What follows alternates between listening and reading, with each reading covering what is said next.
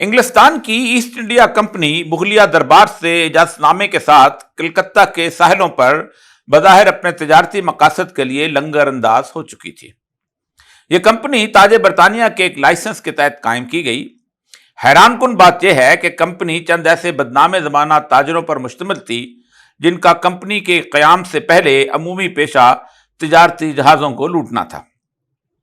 Company کی یہ لوٹ مار تاج برطانیہ کی اجازت سے ہوا کرتی تھی۔ جیسے ہی ان لٹیروں اور بحری قزاقوں کے پاس اس لوٹ مار سے کافی سرمایہ جمع ہو گیا تو پھر انہوں نے اس سرمایہ سے ایسٹ انڈیا کمپنی کے نام سے ایک کمپنی بنا کر تاج برطانیہ سے اس کی اجازت حاصل کر لی، اور برطانوی حکومت نے ان لٹیروں کو بخوشی اس تجارت کی اجازت بھی دے دی، مگر ایک پابندی یہ لگائی کہ ہندوستان میں ان کا عرصہ تجارت 15 سال تک محدود ہوگا۔ یہ سب کچھ ملکہ الزبتھ اول کے دور میں ہوا، لیکن اس کے مرنے کے بعد جیسے ہی جیمز اول نے اقتدار سنبھالا تو کمپنی کے تاجروں نے اسے شیشے میں اتار لیا، اور یوں اس نے انہیں پورے ہندوستان کی اجارہ داری دے دی، اور ساتھ ہی ان کی پشت پناہی کے لیے پہلی دفعہ مغل بادشاہ جہانگیر کے دربار میں اپنا سفیر بھیجا، جو اس کمپنی کے مفادات کے تحفظ کے لیے مقرر کیا گیا تھا۔ یہ سفیر کمپنی کو تجارتی کوٹھیاں بنانے کے لیے بادشاہ سے جاگیریں لے کر دیا کرتا تھا۔ یوں احمد آباد، آگرہ، اجمیر اور بڑودہ میں تاجروں کی بڑی بڑی تجارتی کوٹھیاں قائم ہو گئیں۔ انہی دنوں ہندوستان میں ولندیزیوں، پرتگیزیوں اور فرانسیسیوں سپاہیوں کے بھی وہاں ٹھکانے تھے، اور یوں ان کے ساتھ کاروباری مسابقت کی وجہ سے انگریزوں کی مسلسل لڑائیاں جاری تھیں۔ آخر کار تاج برطانیہ کے ایک قزاق صفت تاجر یعنی ایسٹ انڈیا کمپنی نے دیگر ممالک کو شکست دے کر مار بھگایا۔ ان دنوں بنگال کے ساحلوں پر ایک ایسے شخص کی حکمرانی تھی جو ان تاجر نما درندہ صفت لوگوں کی چالوں کو خوب جانتا تھا۔ تاریخ بتاتی ہے کہ یہ شخص علی داد خان نامی ایسا حکمران تھا جو منصف مزاج تھا، اور اس کے دور میں پورے بنگال میں کوئی فقیر نظر آتا تھا اور نہ ہی چور۔ خوشحالی کا عالم یہ تھا کہ اس خطے سے کی جانے والی بیرون ملک تجارت پورے برصغیر سے زیادہ تھی، لیکن اس عظیم حکمران کی زندگی نے اس سے زیادہ وفا نہ کی۔ بستر مرگ پر اس نے اپنے پوتے سراج الدولہ کو جانشین بناتے ہوئے اپنی وصیت میں لکھوایا، مغربی طاقتوں سے ہوشیار رہنا، انگریزوں کی قوت کو توڑنا، اور یاد رکھو انہیں کسی صورت بھی سپاہ رکھنے اور قلعے تعمیر کرنے کی ہرگز اجازت نہ دینا۔ اگر تم نے ایسا کر دیا تو پھر بنگال تمہارے ہاتھ سے چلا جائے گا۔ سراج الدولہ نے اپنے اس عظیم دادا کی وصیت پر شدت سے عمل کرنا شروع کر دیا۔ سراج الدولہ کی اس سخت پالیسی کی وجہ سے تاجر نما درندہ صفت ایسٹ انڈیا کمپنی نے اپنے منصوبوں کے لیے ایک خفیہ راستہ اختیار کیا۔ وہ افواج اور عوام دونوں میں سے لوگوں کو ساتھ ملا کر سراج الدولہ سے غداری کے لیے آمادہ کیا کرتے۔ پاکستان کا پہلا صدر اور اس مملکت خداداد پاکستان میں ماشاء اللہ کے نفاذ کا خالق اسکندر مرزا کا جد امجد میر جعفر، مانک چند، راج ببر اور درلاب جیسے کئی اہم لوگ ایسٹ انڈیا کمپنیوں کے ہاتھ سے بک گئے، اور یوں ان کی غداری نے 1757 کی جنگ پراسی میں سراج الدولہ کی شکست سے دوچار کر دیا۔ وہ بھاگ کر ایک ویرانے میں چلا گیا۔ انگریزوں نے اسے پکڑ کر میر جعفر کے سپرد کیا، جس کے بیٹے میرن نے سراج الدولہ کو سر عام قتل کر دیا۔ میر جعفر کو تخت پر بٹھا دیا گیا، اور اس کی بادشاہت کے عوض میر جعفر سے ایسٹ انڈیا کمپنی نے 1,75,00,000 روپے مانگے۔ اس نے یہ سرمایہ مرشد آباد، ہگلی، جاردن، بردوان اور دیگر علاقوں سے ٹیکس کی صورت عوام سے وصول کر کے ایسٹ انڈیا کمپنی کو ادا کر دیا۔ کمپنی نے اس رقم کی سرمایہ کاری کے لیے کلکتہ کی زمین کا ایک بہت بڑا حصہ تجارتی مقاصد کے لیے اپنے قبضے میں لے لیا، اور ساتھ ہی میر جعفر سے یہ فرمان بھی جاری کروا دیا کہ بہار کے شورے کی کوئی اور شخص تجارت نہیں کر سکتا۔ اب خزانہ خالی ہو چکا تھا، حکومت چلانا بہت مشکل تھا، عام لوگوں میں شدید بے چینی پیدا ہو چکی تھی، لوگ میر جعفر سے شدید نفرت کرنے لگے تھے۔ انگریزوں کے نزدیک اب میر جعفر ایک چلا ہوا کارتوس تھا جس سے کام نکال لیا گیا تھا۔ اسے برطرف کر کے ایک نئے چہرے میر قاسم کو لایا گیا، اور حکومت چلانے کے لیے اسے وہ لوٹی ہوئی رقم جو انگریز نے میر جعفر سے حاصل کی تھی اس کو قرض کے طور پر دے دیا۔ میر قاسم کو چونکہ اقتدار ایسٹ انڈیا کمپنی نے دلوایا تھا، اس لیے وہ ان کا ضرورت سے زیادہ ممنون احسان بھی تھا اور کاسہ لیس بھی۔ ईस्ट इंडिया कंपनी ने मीर कासिम को जो कर्जा दिया उसे वापस लेने के लिए उसे बार बार यह मशवरा दिया गया कि तुम्हारे खजाने की आमदनी उस वक्त तक नहीं बढ़ सकती जब तक तुम अपने ओहदेदारों, जागीरदारों और ताजरों में फैली हुई करप्शन को खत्म नहीं करते। ये सब मालिया और टैक्स चोर हैं। यूं यूं बरसगीर में पहली दफा इस्लाहात का एक प्रोग्राम बनाया गया जिसे इस दौर की गुड गवर्नेंस कहा जा सकता है। महकमों में करप्शन को खत्म करने के लिए मुहासबों का एक महकमा यानी मौजूदा नैब की तरह का एक अदारा बनाया गया। इस अदारे के कारिंदे हर दफ्तर में जा घुसते, हिसाब किताब की जांच पड़ताल करते, कारिंदों को खौफजदा करते और उनके खिलाफ रेफरेंस मवाद तैयार करके मीर कासिम के सामने पेश करते। इन्हें सजाएं दी जाती, उनकी जायदादें कुर्क की जाती और जिसके पास दौलत या जायदाद बहुत ज़्यादा होती उससे पूछा जाता कि तुमने ये जायदाद कहाँ से बनाई, दौलत कहाँ से हासिल की, और फिर उसे मुजरम गर्दानते हुए उस पर या तो तावान डाल दिया जाता या फिर उसकी सारी जायदाद जब्त कर ली जाती।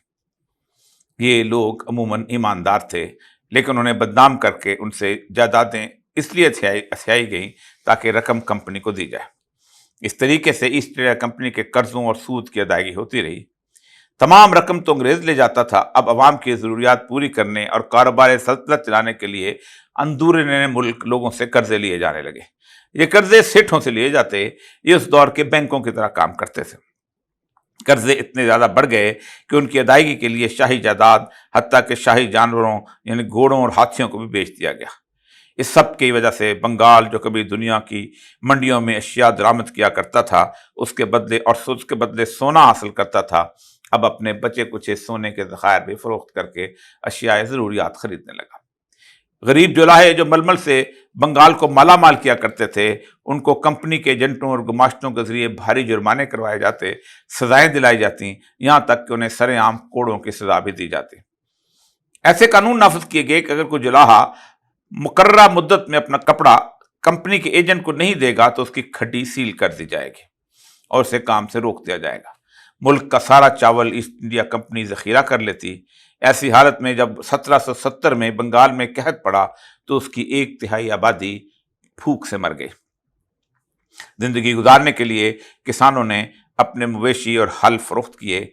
नौबत यहां तक आ पहुंची कि लोगों ने अपने बच्चे बेचना शुरू कर दिए। तारीख गवाह है कि भूख के आलम में जिंदों ने अपने मुर्दा भाइयों का गोश्त भी खाया और जो जिंदा थे उन्हें बीमारियों और वबाओं ने मार दिया।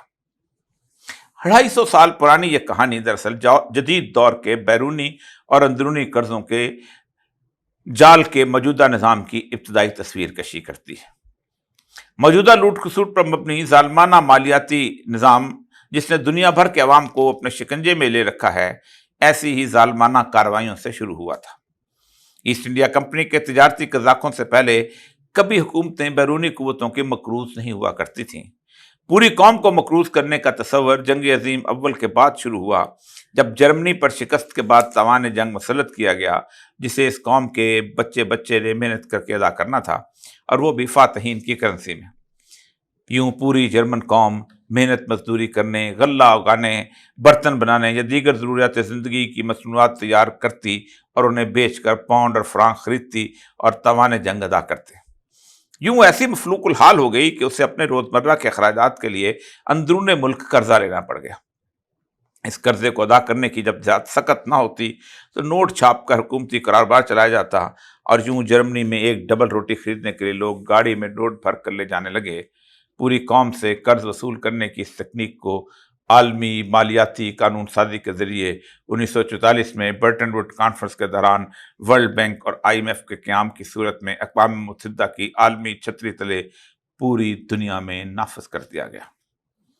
इस बैंकारी सूदी कर्जे के तहफ़्फ़ुज़ और इसकी कोख से जन्म लेने वाली आलमी सरमायादारा निज़ाम का शिकंजा आपको बंगाल की उस इब्तदाई कहानी की याद दिलाएगा। कर्जों का बोझ उतारने, मईशत बेहतर करने और गुड गवर्नेंस के लिए इक़दामात के आगाज़ का मंजर आंखों के सामने घूम जाएगा। वैसे ही माशी पंडित मशीर इक़्तिदार की राहों में घूम रहे हैं। कर्ज की अदायगी के बदले इस तरह तजारती मंडियां काम करने के लिए कीमती इलाकों को बैरूनी ताकतों को लौट किया जा रहा है। हुकूमत के अखराजात कम करने के लिए लोगों को मुलाजमत से फारग करवाया जा रहा है। जायदादें कुर्क हो रही हैं। पहले लोग ढाके की खड्डी की सस्ती मलमल पहनते थे, मगर फिर मैनचेस्टर की मिलों का कपड़ा मार्केट में लाया जाता है, बिल्कुल वैसे ही जैसे इन दिनों आम आदमी के हाथ से रोटी छीन कर मिनरल वाटर की बोतल और मोबाइल पकड़ा दिया गया है। फर्क सिर्फ ये है, उस वक्त सिर्फ एक ईस्ट इंडिया कंपनी थी और अब दुनिया भर की कंपनियां हैं जो बैंकों के सरमाए से बनती हैं और उन्हें आईएमएफ बैंकों की छत्ती तले लूट मार कर लिए यहाँ रवाना करता है।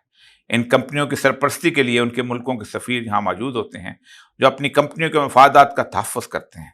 ये सफ़ीर मकरूज़ हुकूमतों से उनके लिए टैक्स फ्री जोन और मुराद जारी करवाते हैं। हैरत है कि बलूचिस्तान के दूर दराज इलाकों और शुमाली कजात के बर्फपोश खित्तों में बेशक पानी मुयस्सर न हो, सीवेज सिस्टम मौजूद न हो, बीमार पड़ने पर दवाई न मिल सके, पढ़ाई के लिए तख्ती और कलम भी की मुश्किल हो, उस्ताद का नामो निशान ना हो, मगर वहाँ किसी न किसी कंपनी का कोई साबुन, toothpaste, toothbrush, boot polish, cassette, हत्ता के मक्खन, डबल रोटी और दूध में से कोई ना कोई चीज़ ज़रूर मुयस्सर आ जाएगी। ये है वो शिकंजा जिसमें जकड़ी पाकिस्तानी अवाम में से हर घंटे में एक शख्स खुदकुशी कर रहा है। लोग आटे की बोरी के लिए एक दूसरे के कपड़े फाड़ रहे हैं, यहाँ तक अपने बच्चे बेचने के लिए बाजार में ले आए हैं। लेकिन जैसे ईस्ट इंडिया कंपनी के साथ मीर जाफर और मीर सादक जैसे गद्दारों में हिंदुस्तान बल्कि इंग्लिस्तान में भी जायदादों का इजाफा हुआ था, वैसे ही आज पाकिस्तान के मीर जाफरों और मीर सादकों की दौलत के अंबार दुनिया भर के ममालिक में नजर आएंगे, जबकि मुल्क का बच्चा बच्चा हर मिनट के हिसाब से मजीद कर्ज के जाल में फंसता चला जाएगा। गुज़िश्ता 50 साल से पाकिस्तान के माशी, सियासी, अस्करी और इंतजामी मीर जाफरों और मीर सादकों को इसलिए हुकूमत दिलाई गई थी कि एक दिन इस मुल्क के पास कर्ज उतारने के लिए और कोई रास्ता न बचे सिवाय इसके कि मुल्क बेच दिया जाए। साल 2024-25 का बजट मुबारक हो।